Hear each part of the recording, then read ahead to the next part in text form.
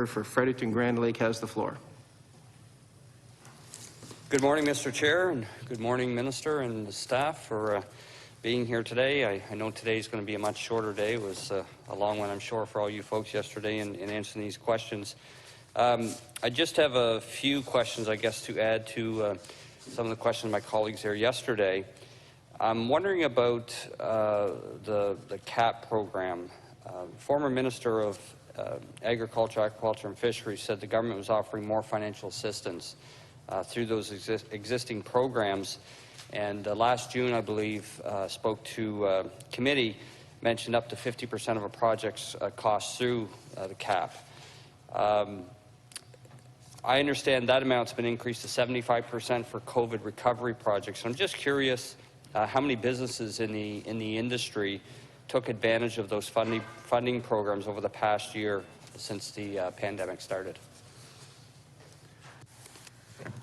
To the member opposite, Leader of this party, through the chair, thank you for the question. The question was how many took advantage of the CAP program, and in 2021 617 approved projects were made, with enhancements also for fruit and vegetable production projects and abattoirs as examples. Thank you, Minister. It's good to see that there's some of them out there that are getting some benefit from these programs, as I'm sure they're desperately needed. I want to turn attention to potato farmers. I know during the pandemic, a lot of the restaurants continue to take a big hit from the effects of the pandemic and policies surrounding lockdowns and guidelines for restaurants. As a result, it's our understanding that simple things like even French fry demand is way down. So I'm just curious if the department's aware of this loss of demand for potatoes, how it's affecting the industry, and does the department, I guess, have any plans to help the potato industry navigate some of that loss of demand during the pandemic?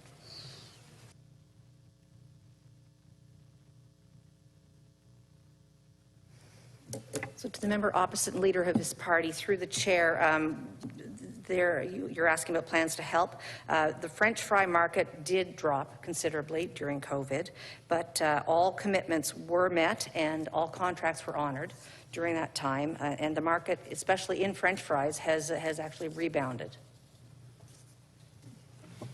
Thank you, Minister. I'd like to kind of shift focus here to the local food and beverages strategy as we look at how industry agriculture is expanding into more schools. During the last committee, we were hearing that there were, I think, approximately 96 schools that were buying local. Can you tell me how many schools are buying local now as part of the procurement strategy, and is there any, I guess, vision to expand that so that more schools can have opportunity for local food purchases in terms of agriculture? To the member opposite and Leader of his party, through the chair, thank you for the question. This is something that's very near and dear to my heart, both because of the educational component and the fact that we are encouraging the grow local, buy local, eat local, feed local. So the number has not changed thus far. We're still holding at 96 schools, but we are putting efforts into with the department, into all departments as part of our PANB procurement plan. We're encouraging hospitals, schools, other institutions, and we're really, as a department, pushing the fact that we want to make sure that buying local is the way to go, and that the people who are using those institutions are aware of where their produce is coming from. Thank you, Minister. And I guess just to kind of drill down on that a little bit, when I think of the amount of schools that we have in the province, we could talk about institutions like, whether we're talking nursing homes, jails, hospitals, as you mentioned. Like, there's so many government services that are offered that require, obviously, food to keep those institutions going. What are the barriers, I guess, to expanding the local food production, to meet the need of these institutions? Because I'm thinking, you know, I know there's market drivers on the private sector on the outside. You talk grocery store chains and that sort of thing. But when you're talking about government institutions, government-funded public institutions, what are the barriers there to ensure that there are enough local producers? And maybe there already are, but maybe it's just the barriers of trying to get that food into these institutions. So I'm wondering, Minister, if you can kind of explain a little bit of some of the challenges to allowing the local food producers to provide food to those institutions, and opportunities that there may be to expand it to ensure, you know, well, I mean, really it's a win-win, because you've got good, healthy food for those that are in these institutions, and you help local producers at the same time. So maybe if you could just explain some of the barriers to that and the challenges. Opposite and leader of his party through the chair. There are some barriers to expansion, as you've identified. We've got a low margin for farmers is one issue. We want to make sure that farmers can make a living, so that is one barrier. Distribution issues. Hospitals need to have the supply. They have to assure that, and they don't want to work with a whole bunch of different suppliers, so they want to have one consistent supplier. Volume, to make sure that if you can assure that there's a consistent supply of the commodity, so that if you need 10,000 kilos of carrots, that they make sure that 10,000 kilos of carrots is available to them. There's also a cost to schools and institutions such as jails, where the provision of the meal, there's a cost to the provision of the meal which impedes. $5.25, for example, is the cost that's allowed for a meal for a student. So to keep within those parameters, that would be a barrier as well. Thank you, Minister. The reason why I bring that up, COVID taught us anything. It taught us about supply chains, global supply chains. And oftentimes the things we rely on here come from all parts of the world, of course, and food is no different. And it was worrisome to see during that time. I mean, we're even, I think, still seeing some of the effects today in the prices of food, but, you know, how that supply chain can be disrupted, and, you know, oftentimes smaller populations like New Brunswick on a global scale are the most affected.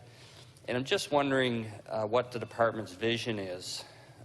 Do they see this as a potential future problem that could be repeated and maybe worsened? And if so, what is the department doing to ensure that, and again, understanding the challenges you just mentioned, but mitigating those challenges to ensure that local producers have someone to sell to, like institutions here in New Brunswick, and on the other hand, that the institutions can have some assurances that local producers will be able to provide the product. Can government not bridge that gap some way to ensure that that both sides kind of get what they need? And I'm thinking that would greatly mitigate, you know, global supply issues, to ensure that it's kind of a win-win for New Brunswick. So any vision there or idea of what the department may do to help with that?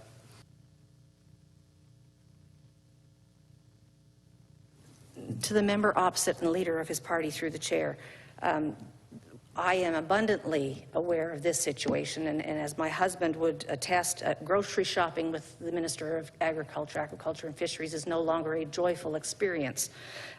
Going through the produce section, and when you go to pick up a bag of carrots, I don't know why I'm talking about carrots this morning, but picking up a bag of carrots and seeing they're grown in Mexico, the answer is typically, I guess we're not getting carrots this week.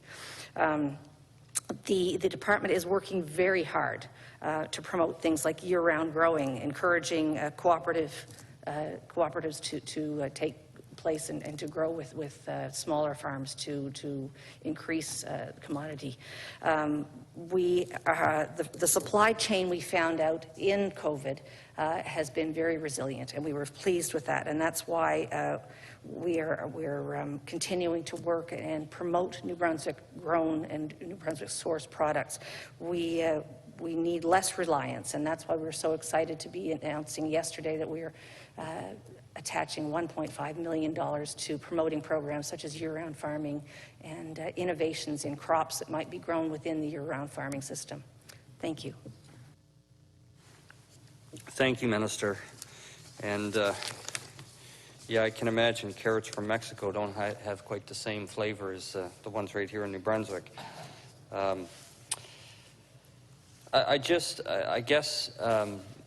sticking on the theme of, local demand just on the public sector with the institutions and local supply, has the department ever taken on an initiative to be able to get the real data and understand, how many pounds of carrots, how many pounds of potatoes, how many pounds of whatever generally is needed as a whole? And I know often departments work in silos, Department of Education, Department of Health, Department of Corrections, and all of these sorts of things, but has the Department of Agriculture ever looked at it and said, let's get an idea of all government departments exactly how much food is produced on a daily basis and needed on a daily basis, and then try to fill that gap with a local market to meet the need? Has there been any sort of analysis like that done so that the Department of Agriculture has a very pinpointed idea of approximately how much food is used on a daily basis throughout our public institutions, and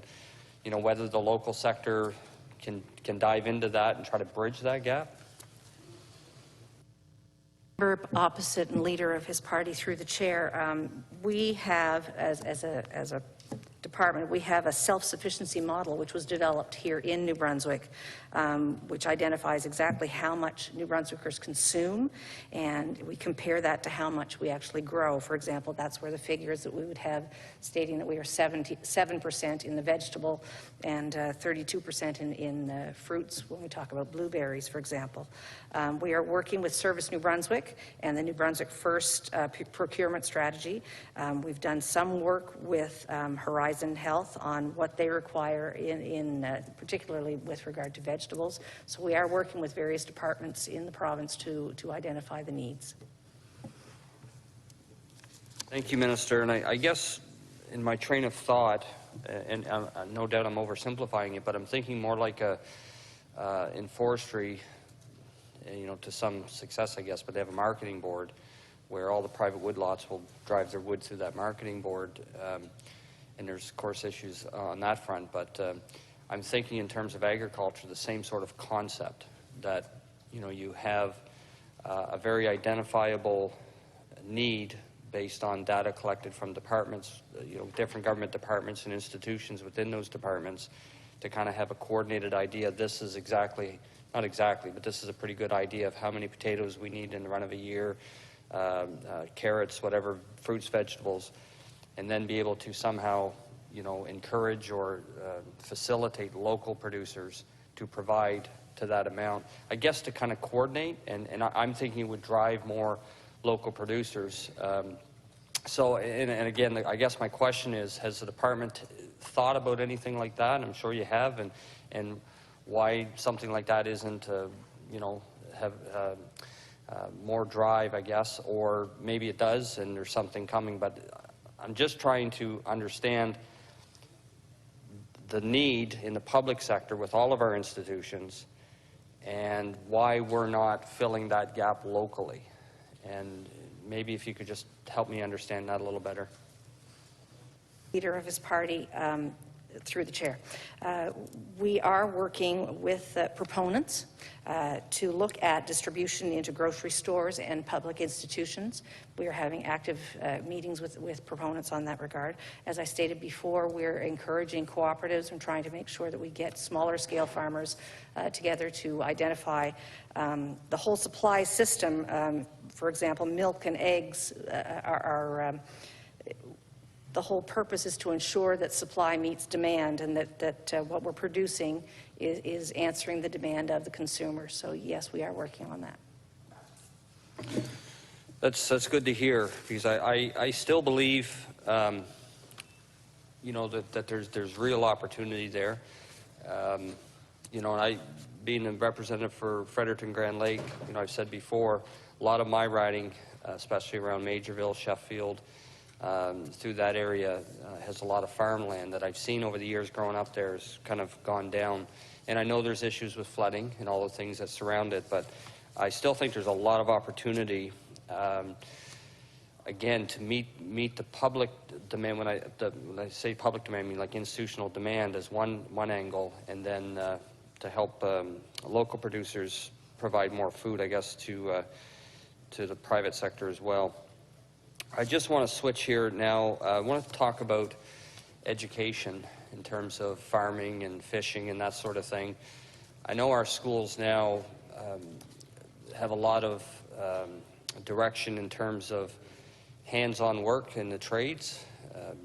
So oftentimes students coming through the school system have different talents and different abilities. Some take more of an academic approach to life and what they want to do in the future. Others are more hands-on.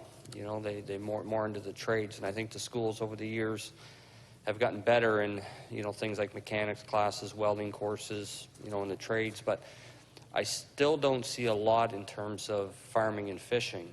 And I'm wondering, is the department working with the Department of Education to try to enhance that, to try to get more students that maybe have some of a knack to things like farming and fishing, to offer some type of trades or courses or educational opportunities to kind of guide them into that sector, if that's something that they seem to have a draw towards? Opposite and leader of his party through the chair. I am so pleased you asked that question. Each of the members opposite have given me at least one question that I've just gone, oh, I got this one. This is a very passionate area for me. We are working actively with the Department of Education. I have developed a round table there are 3 high schools in the province who offer a program called Ag Science. And we are working actively with the principals and the teachers of those programs to provide them resources. And we are having bi-monthly meetings to discuss what their needs are. We are looking at expanding that program to incorporate not only agriculture but also aquaculture and fisheries, because we've got schools in the southwest of the province who have huge aquaculture industry in their areas, and why not have the young people in that area exposed to that, to information to encourage them to take part in that industry. You don't know what you don't know. And we have got so many things and careers available in agriculture, aquaculture, and fisheries that the young people of our province simply are not aware of. And so we're really working hard at promoting that within schools.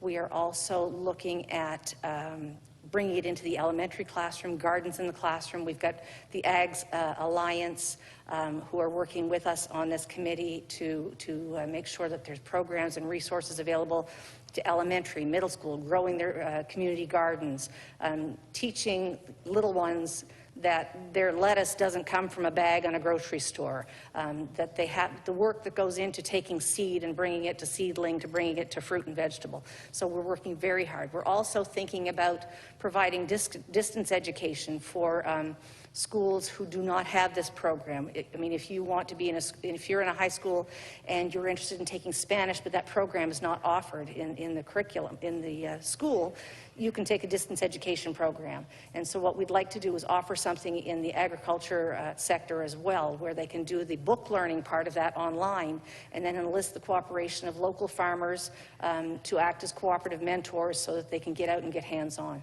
So this is something I'm really digging into. Thanks for the question. Well, thank you for the answer, and I could tell you jumped up before you even consulted, so I knew there hit a good nerve there. That's good to hear, because again, especially for high school students, because so many high school students, they're at a point in their life they're not sure which direction they really want to take, and I think the more opportunities that the Department of Education can lay out for these students to say, look, what we would call I'm going to say the typical, but doctors, lawyers, engineers, some of these students that's not for them. And society functions on a multitude of different trades and skills, and one is no higher than another, right? It all helps the functioning of society, and I've always said what really is lacking in that is any type of direction towards agriculture or aquaculture, fisheries, that sort of thing. So I'm pleased to see there's some movement on that, and hopefully that can expand to all schools in the province in some form to help direct people. Because I know in my area, again, I think of, talk about education and students learning and growing.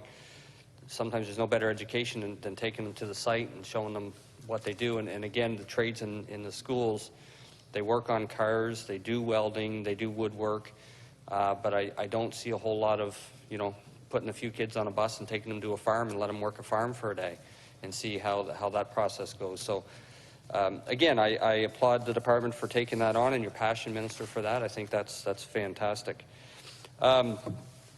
Another question I'd like to move to is regarding seafood in New Brunswick and the supply and demand. I'm hearing a little bit recently about seafood prices going quite high, and whether it's global demand or whatever the factors are that's driving the cost of seafood prices. But are you aware of increased costs? Not so much for the producers, but more for in terms of the actual price on the market for lobster, crab, other things that that we fish for here.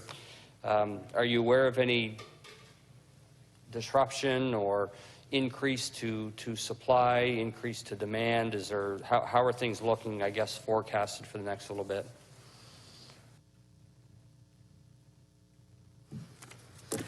To the member opposite and leader of his party, you are correct. During COVID, there was a huge kick to the industry, the seafood industry, due to food service industry being struck.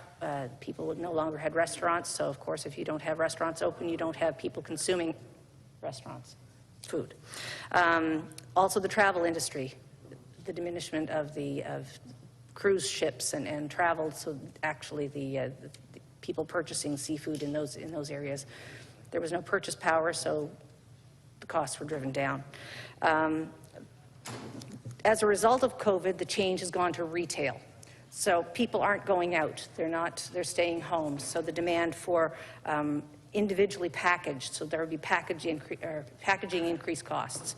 Also, the fact that food such as lobster tails would be frozen, so there's a storage component. There's a cost associated with that as well. So the demand in retail is going up because people are purchasing to eat at home, and that is driving the prices up. We just began the crab season, and the prices coming in thus far this week are showing slightly above average, so that would probably have an impact as well. Thank you, Minister. And yeah, of course, we've been hearing prices going up, but I mean, prices are going up across the board. Doesn't matter what you buy now, it's whether effect, well, it is in effect, I think, of the last year. And I'm sure the seafood industry is no different. I don't really have any more, I guess, pertinent questions.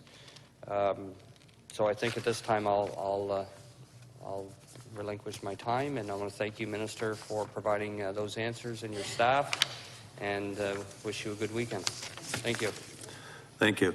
If there's no further questions, Minister, do you have any closing remarks?